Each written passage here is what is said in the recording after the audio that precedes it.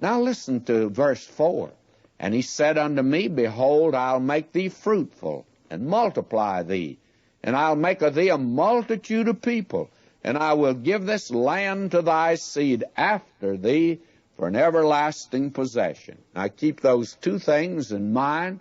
They run through the entire Old Testament and into the New Testament, friends. God promised this line, Abraham, Isaac, and Jacob, the patriarchs, and he said to them that through you 2 things will be accomplished. Well, actually 3 things. But the important thing right here for Jacob was, I'm going to make you fruitful. I'll make a nation to come from you. And the second thing, I give you this land. Those are 2 things that you can nail down. They're very important as far as the Bible is concerned. Now, the third thing is important for you and me.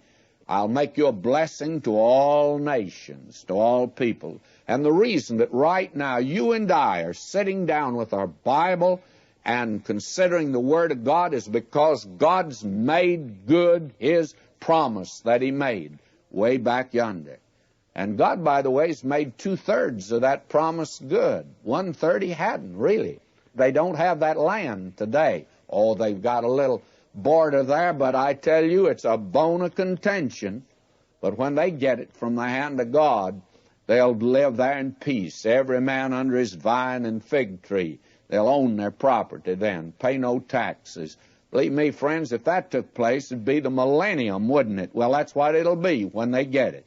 Now, may I read on here at verse 5.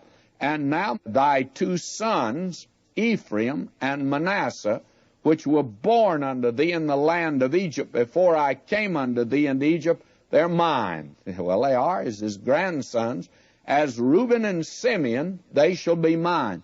Now, what is going to take place is that the 2 sons of Joseph become each one a tribe.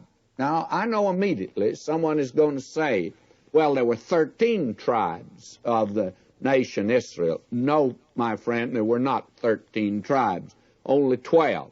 Well, you're going to count it up on your fingers and say, well, I count 12 sons, and then if the 2 sons of Joseph are made a tribe, each one of them, and they were, there was the tribe of Ephraim, tribe of Manasseh. There was no tribe of Joseph, but one tribe becomes 2 tribes. Now that makes 13 in any man's mathematics. But friends, it's not 13 tribes, because the tribe of Levi that became the high priestly tribe, they were not counted. They were not given any land. They were not given a territory. They were scattered as priests throughout the tribes and were not counted as a tribe.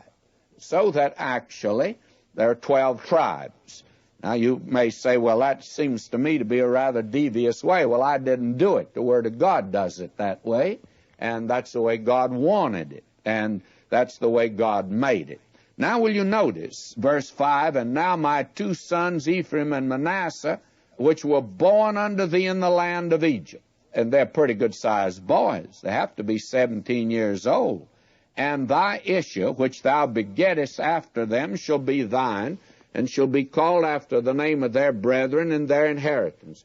Now old Jacob picks these 2 boys out, each one to become a tribe. Now, notice where his mind goes again.